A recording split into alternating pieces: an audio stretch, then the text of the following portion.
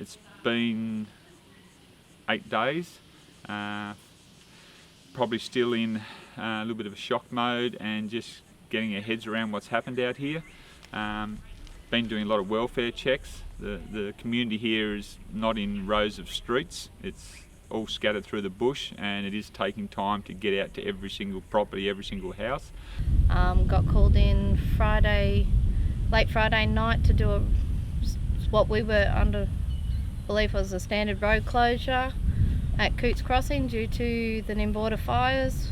At that stage, there was just trickling information about what the fires had actually done, the damage of the fires, and I think most of us were still in comparable disbelief about what we were hearing, about the coaching station. But yeah, at the moment my main role is making sure that the people that have stayed behind are well, they're not in any further danger, and that they've got clean drinking water and the wonderful supplies that so far the Grafton community has sent through to us. Without that, we would be in a lot of trouble, and it's from the bottom of our hearts, it's been great. First thing on the media was the coaching station had gone, the canoe centre was in flames, people were messaging other people saying that there was a wall of fire coming, and you hear that, you don't understand it until you see it. We moved down to Cootes, start our normal shift, then the police, we've got to go. Everybody's got to go, it's too dangerous. Got to go up to Aurora Way and block off the road there under police escort. That's then when the realisation of what was happening hit home. They had to block Aurora Way off because they were under the assumption that the fire, the rate that it was travelling, it travelled at an enormous rate within an hour and a quarter. It can take you an hour to drive from where the fire started to get to Cootes. People were getting out within 15 minutes, faster than the fire. That's how fast the fire was travelling.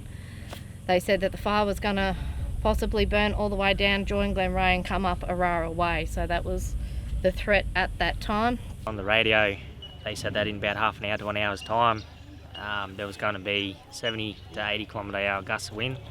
So we just bunkered down to a house that we could and did what we could for a while. Then we ran out of water, so we came back through Nimboida, and by that stage it sort of looked like a bit of a firestorm. There was just sort of fire everywhere, and we couldn't get to the hydrant that we wanted to get to because it was inundated by fire. So we had to pretty much go back to Cootes to get some water, and then by the time we came back, we couldn't get back through to Nimboida to help, so we just property protected from pretty much from Goulang Creek back to Cootes Crossing. Like Gray and his team, have basically been trying to look after the community and keep them safe from further fire, further incidents, access to their properties with trees down.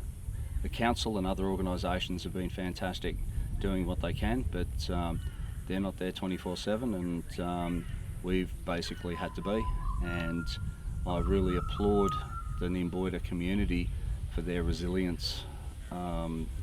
In the aftermath, people who've lost their houses coming together and working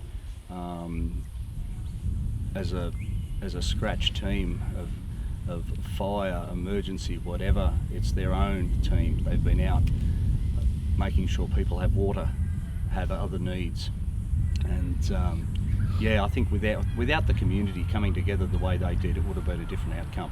Neighbours came to see us at around 7 o'clock and said there's a big glow at the back of our ridge, and they had to go and fight their fire, so they couldn't help us. And even though we were 20 years in the brigade, both of us, we didn't get a brigade, but we understood why, because they were saving the houses here.